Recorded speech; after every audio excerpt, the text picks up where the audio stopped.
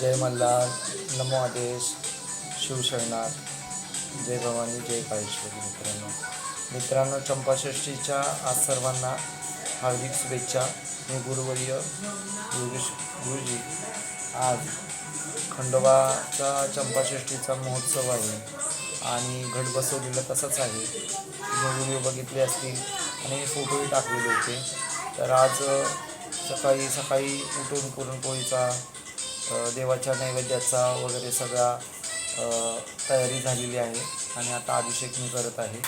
तर त्यासाठी सगळ्यात पहिल्यांदा देवाऱ्यामध्ये जे दैवत जे आहेत ते दैवत काढलेले आहेत एका साईडला आणि इकडे तामणामध्ये घेऊन ताटामध्ये घेऊन देवाचा अभिषेक मी घालत आहे.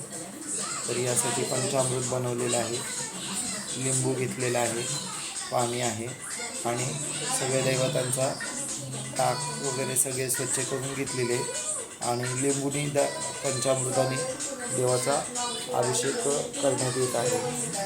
आणि त्याच्यानंतर परत मग तळी भंडार. घट काय हलवलेला नाही, घट तसंच ठेवलेला आहे.